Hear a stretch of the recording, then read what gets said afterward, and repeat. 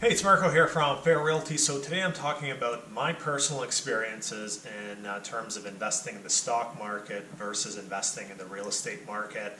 If you go online and do some research, you'll see there's a lot of different opinions on this matter and what's the better avenue to invest your money. So first of all, I'll talk about my experiences investing in the stock market.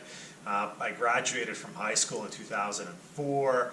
By 2007, I had a diploma as a respiratory therapist. I had a job at the Vancouver Health Authority, but I continued to live at home with my parents.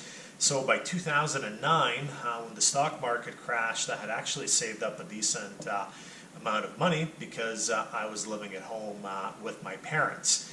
In 2009, I got really interested in investing. I watched BNN, Business News Network, for a number of months. And I'm a really common sense, logical person. The one thing I noticed watching BNN was the so-called experts, which would come on BNN. And they had this show where an expert investor would pick 3 stocks they really liked, and then they would bring them back 3 months later. And these so-called experts were all over the place. They had really good arguments when they picked the stocks, but 3 months later, the stock would be down 30%, up 30%. It was just all over the place. So the one thing I concluded really quickly was I was never ever going to invest in mutual funds because I think the markets are so complex. There are so many really intellectual individuals out there and big institutions in the stock market.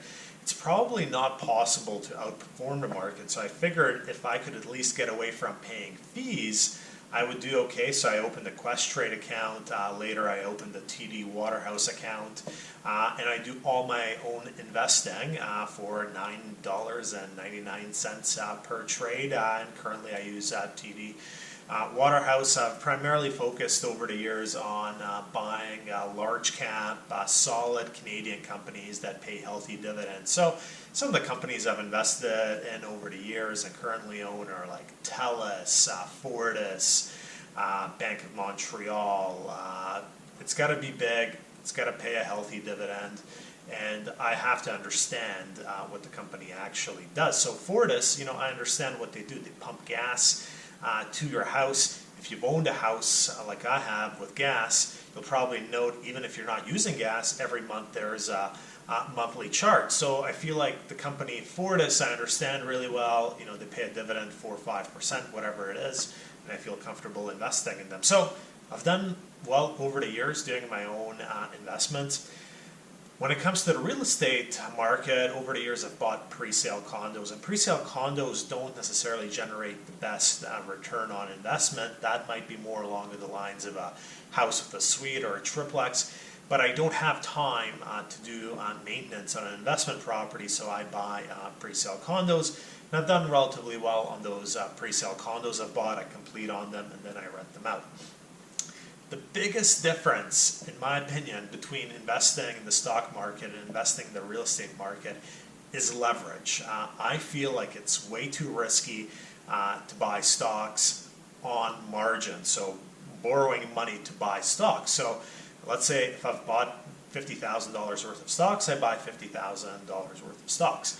Versus if I bought a pre-sale condo, let's say for $200,000, I would be more than comfortable putting $50,000 down and taking out a mortgage for $150,000 because my tenant, he or she, would cover the cost of the mortgage, the strata fees, the property taxes, the insurance, etc. So I wouldn't be out of pocket every month. Now here is personally where I've seen the biggest difference. If I invest $50,000 into the stock market, and let's say I do well and it doubles in 10 years, well, that $50,000 has gone to $100,000. Versus if I buy a pre-sale condo, let's say it's $200,000, let's say it doesn't even double. Let's say it goes up 50%, so it goes from $200,000 to $300,000. So not even half the appreciation of the stock market. Because it's gone from 200 to 300 and I only put down 50,000, that 50,000 I initially put down has actually gone from 50 to 150,000 versus my my stock market portfolio has gone from 50 to 100.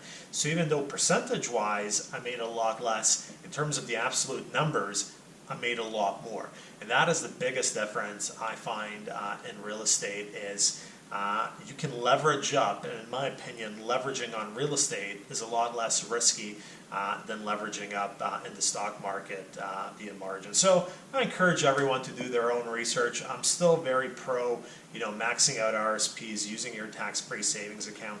But beyond registered investment accounts, I'm really leaning towards real estate investments due to leverage. That's it for this week. Marko, Juras, Realty.